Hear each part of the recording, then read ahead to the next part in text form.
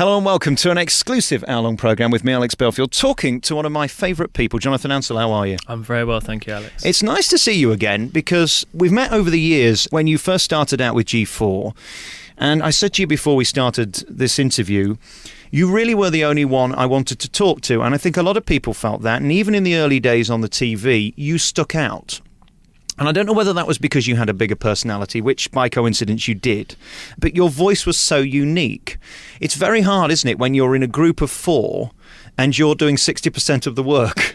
It was weird because it didn't start off that way at all. When we were at college, we were a barbershop quartet through and through, and then we gradually evolved to different repertoire. And I started to sing just the very high parts initially, and we passed the melody between us. And then on the X Factor, Louis and Simon decided it needed more of a focal point for the public, and I had the only blonde hair in the group. I had the most distinctive voice, the high tenor, which is very rare, and then it just sort of evolved into that place, and it was thrust upon all of us, and it was something not all of us were expecting, and it was a bit of a shock to my system to have to come out with the goods on a regular basis and rise to the challenge. I remember one week, I think you did Bohemian Rhapsody. It was certainly a Queen song, and that was the moment for me when your career took off.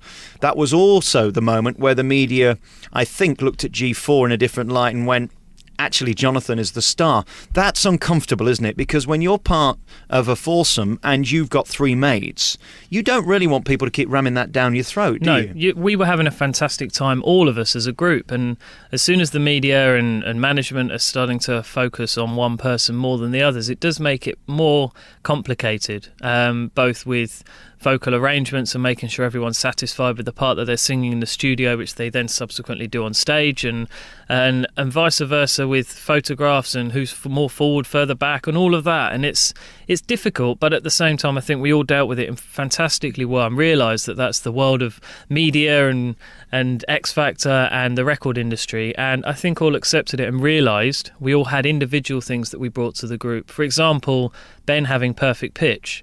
He was able to start our tracks off completely a cappella, and then the track came in afterwards, and without him we wouldn't have been able to do that. And with the fantastic earthy bass voice of Matt, I think that had a distinctive sound within it. However much people necessarily didn't focus on that when they listened, it was still there and part of the G4 sound. How did you handle things like Jonathan Ross making fun of the fat one at the back, which I heard him do so many times? It's not fair. It might have been true in a sense that he was larger than you, but that doesn't really matter. If you can sing, you can sing. I think what was interesting about us as a group is we broke a lot of sort of, traditional barriers down. We weren't a stereotypical pop group vocally, we weren't a stereotypical pop group visually, and we wore suits. We just sort of walked in and completely changed everything, and I think some people dealt with that in a great way and just said, right, that's G4. And Jonathan Ross, for example, picked on it in a more traditional history of pop music and said, actually, he's at the back, he's this, he's that, and would ridicule it in a way. But I think ultimately Jonathan Ross was a pinch of salt, and he was great at support with us as well, and we went on his radio, and actually we replaced the four puffs and a piano one on the Christmas special, which was fantastic fun. How do you cope when people make those comments? Because we come in this business to be praised. We've all got massive egos and we love people to tell us we're wonderful. But what happens with that? Then there are people who think we're rubbish. Doesn't matter how good you are. And when they make those comments, how do you deal with them? Did you learn very early on just to forget about it, throw the newspapers away, turn the radio off? Well, I learnt, and I think we all did very early on, to be flattered by anybody having an opinion. And we were Marmite to the music industry, loved and hated by a lot of people each side, but we had a lot of people that loved us.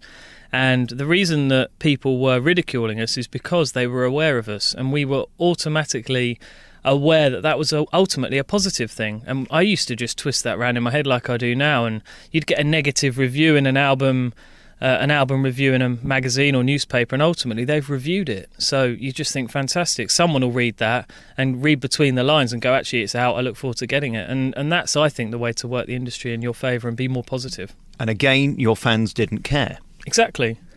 And there were also people that weren't necessarily hardcore fans that were then aware of the album and the track listing, whether the writer slated it or not. They were aware of what tracks were on there, got excited about it, went out and bought it, and the support continued. G4's in the past. We're going to spend the rest of the interview talking about you because we're fascinated to find out about your life now and your career and, of course, how you started out. You've got a new album out called Forever, and congratulations on this. It is really listenable. I don't think I click next on any of the tracks in the car. I tell everybody I listen in the car because I think it's a place where you're easily distracted, and if you're bored and if you're thinking about your shopping list, you know it's not very good. Well, it's true, isn't it? And the sound's good in the car as well, which is one reason I like it. You're completely isolated. You've not got someone knocking on the door or anything. You're just completely in your own world. That's where I like to listen as well. Now, I've made my list of what I think is the best. What are the good tracks? I'm going to let you start off, though. What is your favourite track? I love Who Wants to Live Forever. I mean, it is the first track. It's the lead track, but it's a track that I've wanted to record for a long time, and it's just fantastic. It's come round. It's the right time for this album. It's a big tune. It's got an incredible orchestration that I've really loved, that Nick Ingman did for the track, and I just love performing it.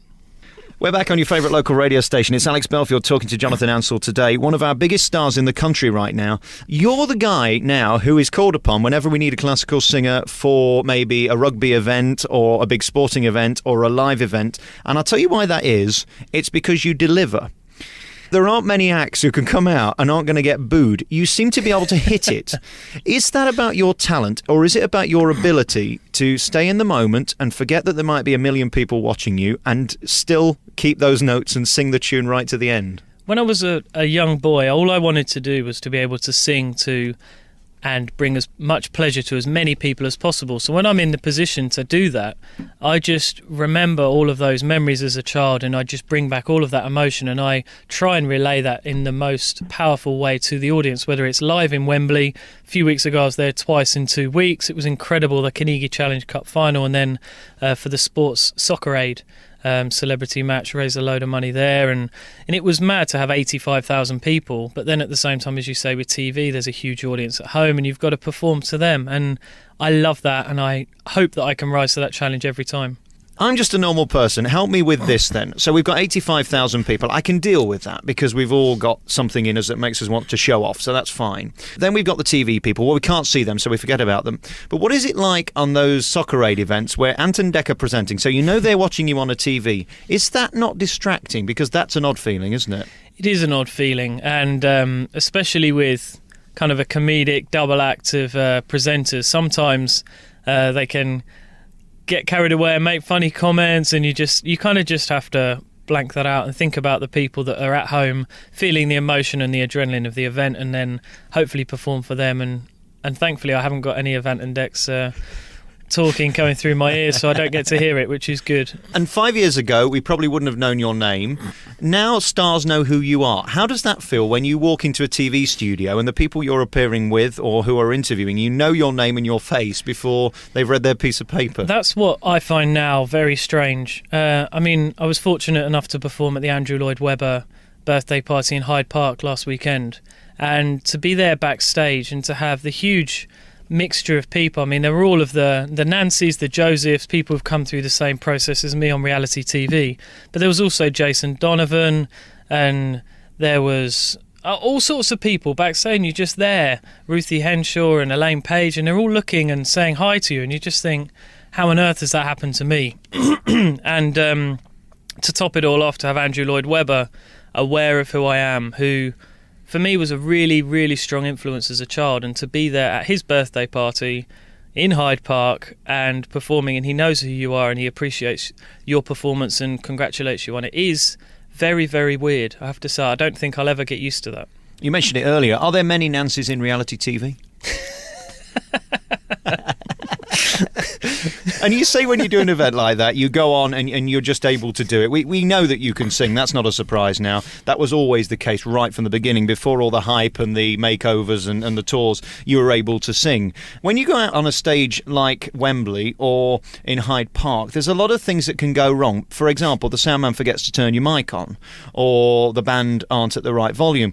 How do you cope with the fact that you're virtually powerless in those events? Other than you standing there and singing, there's nothing you can do to control that. I think having been through the X Factor and the pressures and the rapid learning curve you go on, you learn to just make things work. For example, back then I had a mouth organ to get my note to come in on The Lion King, and we were in the bottom two one week. I didn't think we were going to be, so I didn't have the mouth organ. So I have to walk up to Ben with 15, 16 million at that point, watching us, get the note off him, remember the note, keep singing it, and come in.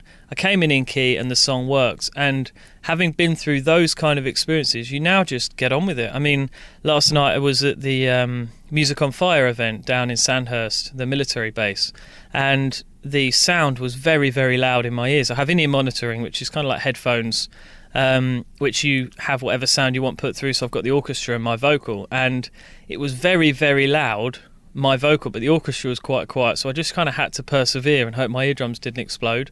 When I came off stage, spoke to the sound guy, and we sorted it out. But you just get on with it. You think about the audience that's there. There were 8,000 people. They're there to enjoy an event, and you don't want to let them down. And I think that's where diva-ish things can come out in some artists, where they just go, I'm not doing this, and walk off, whereas actually they forget it's about the audience, it's about those people there and entertaining them. And of course, we don't care how difficult your job is, we just want to hear you sing. Exactly. You want to feel the performance is strong and powerful, and despite whatever's going on stage, it's as strong as it can be, and that's what I try and aim to do. So help me with this then. How do you find your note? What do you see in your mind that tells you, right, I need to pitch it there or there or there? I don't know. It's a weird thing. It's different. For example, with a guitar, you put your fingers on the strings and you strum the chord. You find the frets and it's there. Piano, the same thing.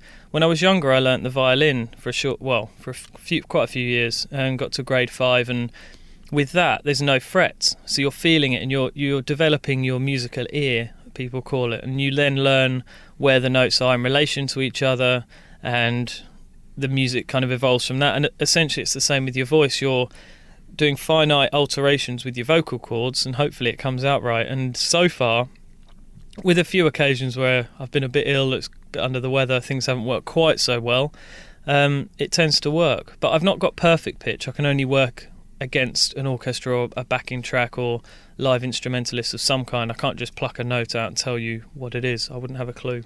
And once you've got that first note and it's there and it's almost correct, is everything okay then? Once you know you're into it, can you relax a little more, or is it every note you have to think about? I don't think about the notes from then on. I'm just worrying about the words. It's a regular issue for me, is remembering lyrics, especially now I've been so busy recently with such a variety of different things. I'm learning scores and librettos and different tracks and different things for all sorts of events. Sometimes my brain's close to capacity for the learning, and I do mess up lyrics, but alongside that I continue, and most people who are there don't actually realise. I'm going to take another track off this new album. Orange Juice has always been my favourite song. I just think it's so beautiful since I first heard it in that Brassed Off movie. And Aranjuez, for me, is just so moving, and that flugel and all of that. I've never seen it put on a classical album before for a singer. What made you choose this? Because it's a beautiful song. I love the melody. I just think it's so soulful. And with my first album, we had Parla Più Piano, and it had a similar kind of feel to it. From The Godfather, and this one had elements of that, but I think it completely surpasses it at the same time, and it was just something I really wanted to explore, and it's ended up on the album, thankfully. We're back with Jonathan Ansell here on your favourite local radio station. It's Alex Belfield talking to, the king of the classics at the moment. He's the big star of classical music, and that is my favourite song ever, I think, for the classics. Aranjuez. Whenever the Grimesthorpe Colliery Band come to wherever I happen to be, I always send their boss an email and say, can you do that for me? There's something about hearing that with the brass and with a big orchestra. When you sing it, though, how do you get the emotion in it? Is it there naturally, or do you have to make it happen? I think having sung from such an early age, you have a lot of it just there naturally. But at the same time, different events bring more emotion out in different tracks. Different things, current affairs in the media or something that relates to it, can really help you add extra emotion to the performance. But what's important to remember is you want the emotion to relate to the audience. You don't want to get too emotional yourself. I've been caught up in the past getting too emotional and caught up myself, and the performance actually lacks something. However much I'm feeling it, your voice starts to get all tentative and fluttery, and you're about to burst into tears, and the audience don't get as strong an emotional response to it for that reason. So it's all about nurturing it and performing it for them to get emotional. That's somehow something I've just got used to and developed through the years. And occasionally on the air, I'll do that swallowing thing where you need to take a second and then come back. And, well, you can't really do that in a song. If those moments happen, how do you control that? Most of the time I'm performing with microphones, and you can play away from the microphone and get away with quite a lot. If you've got a bit of guitar in your throat, you can do a quick cough to the side, and it's quite a small pickup on the front of the mic. So if you move away from it, if you need a quick swallow or a cough or something, you can get away with it and then come back in, maybe a fraction late, but no one really notices or minds. What's difficult at the moment is, having just done a few weeks in the Mikado, I'm performing completely acoustically there, so you can't get away with any of that. You just have to hope that it comes out exactly right, and make sure that you're in peak condition. Really, you can't get away with anything there, because your audience will forgive you for far more in a live show. You can't do that in a production, can you? No, especially with other cast members around you that are all relying on your strong performance and to have the interplay on stage. So it's definitely more of a challenge in that environment, but it's a great challenge to rise to, and it's been great fun. I want to go back to the beginning and talk about you as a child, because you seem to have everything. You're slim, blonde, good looking, the girls love you. Were you always blessed in that way? I can't imagine you were ever bullied. Completely the opposite. I was a completely odd kid in many respects, in that I was a singer. I used to sing in many ways in people's heads like a girl, with my unbroken voice. I loved that. I was incredibly angelic, but at the same time I was really rebellious, and I'd be in fights and I'd be like messing about in the rugby pitch. I was a prop forward, bizarrely, just because I got into doing press-ups and sit-ups from an early age, and I ended up just being quite stocky and loving smashing into people on the rugby pitch. But then the next day I'd be in a cathedral performing beautifully with a load of guys. So people found me a bit confusing. And then sadly, going through puberty, I got a really bad bout of acne, and just a nightmare. I mean, that's the biggest turn off for girls, isn't it, at school? So you're just like, oh, I'm getting nowhere. Ended up with a really extreme treatment for that, which thankfully has worked fantastically well. It dried all my skin out so much, though, that I had to have such strong moisturiser. It looked like I had makeup. So I had this weird time of my life where I had all of that, and I was just a confusing kid. So people sadly did pick on me, but in hindsight it's made me who I am. It's made me a strong individual, and it's given me a lot of things to draw upon when I want to have a nice aggressive performance, I guess. So what is it like now with things like Facebook and MySpace? I have a lot of people emailing me who I knew in my former life at school who suddenly want to be your friend, and who I don't reply to. And it must be nice for you now to turn around and think, oh, maybe I've had the last laugh. It is weird, actually, with social networking groups now. Everyone seems to want to be your friend, whether they're your friend or not. I find it very strange that it's not someone that's just in your phone book that you just call anyway. I find that whole world very strange. I love it for interacting with my fan base. It's a great way of getting to them quickly with information and stuff, and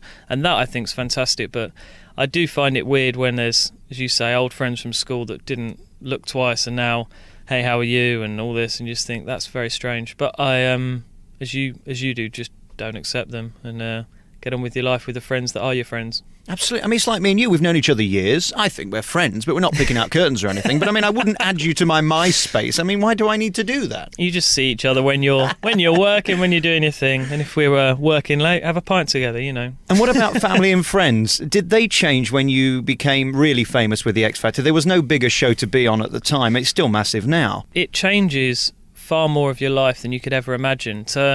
In relative obscurity, I was at college, I was doing some concerts. I was a professional singer, but no one really knew who I was. There was a small, bizarrely back then, a fraternity of fans who'd come to my gigs, all about 20 of them. And then as soon as you're famous, and I find that word very strange, but as soon as you're thrust into this mad TV world and millions of people watching you week after week. It doesn't just change your life, it's everybody around you. And that's indirectly when they just are your friend, or people know they're your friend, or they're your parents or your brother or your sister. But when you're with them, all of a sudden people seem to disregard them more than they did before. For example, I went round to a friend's house, and the mum hadn't seen him for ages and was talking to me the whole time and hardly spoke to him. And then we left and went out, and it was like, that's a bit weird. He's your son. It's very odd, and suddenly things do dramatically change. But you you need those strong people around you, and for them to appreciate how the world is and how it's changed a bit for you, and then hopefully work in making it as normal as possible for you. And you kind of have to train them to be the bad guy when you're out, that they can go, look, we've got to go, or someone's just outside of your taxis here, so you don't feel bad against people who are asking for an autograph and things like that. But ultimately, in time, people get more used to it in your family and friends, and it becomes normal as such. But it's strange. People act odd around you. They don't seem to know how to behave. How have you learned to cope with that? It's all very strange, as I say, having been thrust into it just straight away. You've got no time to really adjust to it. You just have to get on with it somehow. And it is very odd how people have preconceptions of you. That's something I found the hardest, is they see you and they, as you say, they think they know you, whereas actually they haven't really got a clue who you are. They know who your media persona is and how you've come across with that, but they don't know the real you. And it is odd how they react differently to you, how you end up with a different table in a restaurant, whether that's right in the window to try and draw more people in, or whether they're nice and they hold you out the back or whatever. It is strange. I remember once I went to a restaurant, it's called the Char Bar. It was really funny because they come out with raw food for you and there's a grill plate in front of you, and I went with a friend and we both ordered a steak, and we'd got it and the plate's been heated up. They come out and we'd got some prawns with it as well. So they put out the steak for him, and it was sort of a bit brown around the edge, wasn't that really nice pink colour, and they just sort of slopped all the prawns out in one go. And then she walked round to me, immaculate steak, much bigger than his, same price, laid it neatly down, and each of the prawns individually lay them. And we just looked at each other and thought, why am I any different to you? And that was one indication where service was just so dramatically different. It was very, very weird. But I have to say, the steak tasted fantastic, and it was quite fun for me to have a much bigger meal. It was hysterical. And everybody has an opinion, don't they? No matter where you go, they all feel they have the right to tell you exactly what they think. Especially when, I voted for you, and automatically they've kind of paid for 5 minutes of your time. That's a funny line. We're going to take another piece off the album. A song that I really, really love is Canto della Terra, which I first heard through Andrea Bocelli.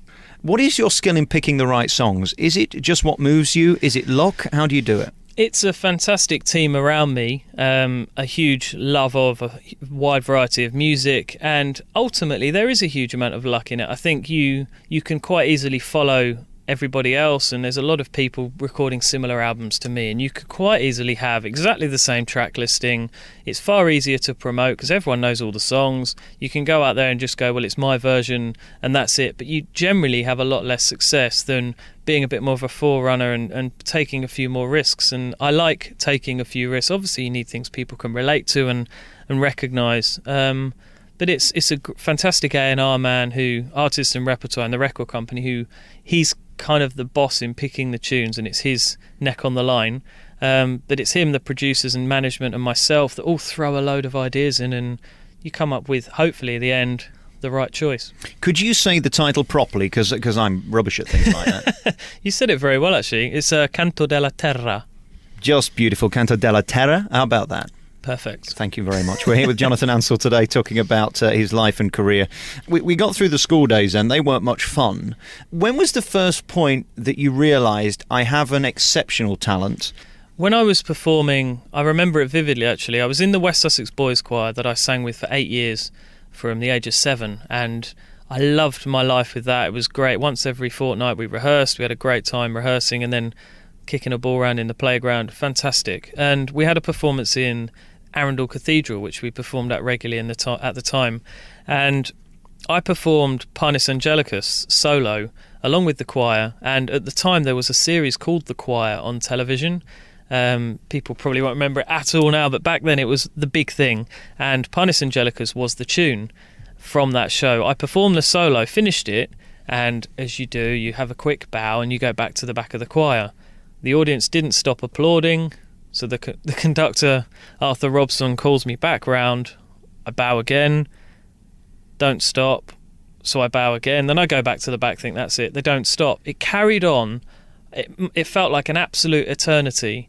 And I then realised that something I'd got was bringing so much pleasure to so many people, and it's something I want to explore as much as I possibly can, because that's the most amazing gift to have in life. To bring pleasure to people and do something that you love in doing that is the ultimate gift, and I wanted to then explore that as far as I could.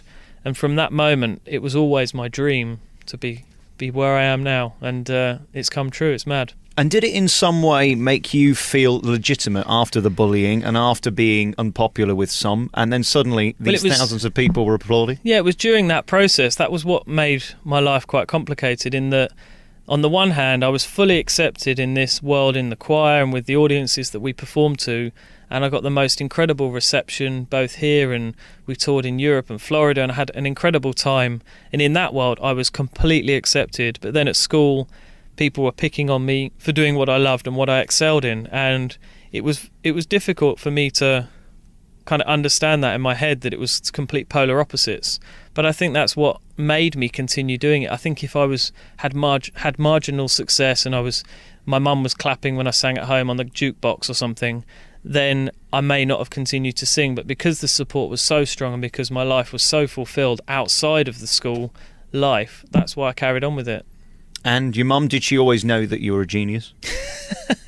I'm quite the opposite to a genius. I've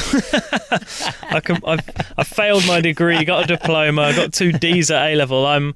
I've never been the academic type, but I've managed to. I'm intelligent as such, and I can talk and I can perform. But anything that then goes down into writing, I just get completely stumped. But she's, and along with my dad, have been incredibly supportive throughout my whole life, and it's been amazing to have them there at virtually every concert that I've done, supporting me, enjoying it, and sharing something that's really special. Okay, you mentioned Panis Angelicus earlier. We'll take that because it's on the CD. The pronunciations, you're not from Italy, you're not from these places where these songs were written. Help me with how you get that right, because there's nothing worse than hearing somebody, Panis Angelicus, I think having sung from an early age, and a lot of music now is in all sorts of languages. I mean, with the album now, it's a huge mix from, you've got Italian, you've got Icelandic with Hopipola, you've got French. The French didn't make it. We've got the English, you've got the Latin. There's a huge broad mix, and it's Spanish with Aranjuez, and it's very confusing. But at the same time, with a great team around me working on it, we translate it together. We ensure the pronunciation is correct, and hopefully then not embarrassing yourself when you get to perform them in front of people from those nations. So it's a hard process, and for me, language isn't the easiest thing for me to understand. I don't really understand British grammar, let alone then translating it into other languages. It's one of those things that for some reason they just don't teach at school. So then when you're trying to learn Italian and they're going, well, that's the disjunctive preposition of this, and that's the adverb and the pronoun, and I think, what on earth are you talking about? It's so complicated. But what I get to do with the songs is break it down, translate it, understand what it's about, and hopefully perform it in an authentic fashion. Thank God you're talented. You'd be on the dole if not, wouldn't you? I would. I definitely would. Thank God for my voice. We're back with our remaining moments with Jonathan Ansell. That is Panis Angelicus. Thank you for your insight today to your life. I don't know what it is about your fans, but they really seem to love you, and you've allowed them into your life to an extent where they feel they have a part of you. That's very smart, because you're nothing without your audience, are you? It's not smart. It's important. I wouldn't be here without supporters. I wouldn't be here without fans. I wouldn't be here without forums of people online chatting about every single element of my life. And to have hardcore supporters who come to virtually every single thing I do, I think without exception there has been a representative from my online forum at every single concert I've done since going solo, and to have that support is incredible. So it's hardly hard for me to then show my appreciation to them and chat to them and sign things for them and have pictures with them, and they are enabling me to do what I love, so it's hardly a chore. And on the days when you're busy or tired or frustrated, how do you force yourself to give time to them? Because it only takes one person to see the wrath of your tongue, yep, and word gets around on your website and suddenly you're finished. It's a hard thing to be famous, isn't it? It is difficult in that respect. When you are tired and you've been run down and you've really not got the energy to go and stand there for 20 minutes, you still do it because ultimately it's it's a lovely, lovely thing to do. And they are special people who go out and buy tickets and albums and everything I do, and they love and they get pleasure from what I do. So if I can go and talk to them for 30 seconds each, a minute each, and bring some pleasure to them for that day, it's in some ways makes me feel better anyway, rather than making me feel more frustrated and tired. What is your life like now? How do you wake up in the morning and think, oh God, I'm so popular, I've got to do these things that of course were unimaginable 5 years ago? It's strange. I just kind of get on with it, and in some ways, I'm not fully aware of how well things are going, because I don't think until things start calming down you really realise it. But I love every single day when I have the chance to do all the fantastic things I do with work. I'm so mad busy with both promotion, performing live and learning tracks, and performing with other artists and meeting incredible people, and it's an amazing privilege, and I wake up every day thanking my lucky stars that I am doing what I do. But I don't have any sort of, I don't know, I'm completely aware that this is just in some ways a huge amount of luck and the right direction. And yes, I'm talented, yes, I can sing, but at the same time people are on my side and supporting me, and while that's there, I'm incredibly grateful, and I know that I am a very, very lucky individual to be able to do what I do. I think you're very lucky as well, just to be in this business, but I think you're exceptionally talented, and it was very clear to me when I interviewed you and the boys the first time that you were the one with the personality. You were the one that people wanted to hear from and talk to, and I'm thrilled that you've got this new album out. It's called Forever. It's in your stores now. It's got a lot of really lovely tracks on. I'd like to end with track 2. Help me with this. Libiamo? That's perfect. Really? It is. Are you serious? Yeah. Oh, you could maybe open the A a bit more. Libiamo. Libiamo. Perfect. Ah, bellissimo. Ah, fabulous. Disgraziato. I don't know what that means, but I thought I'd throw it in. Jonathan Ansell, thank you for your time today. Thank I really you. appreciate it. It's always nice to talk to you. Thanks a lot. Thank you.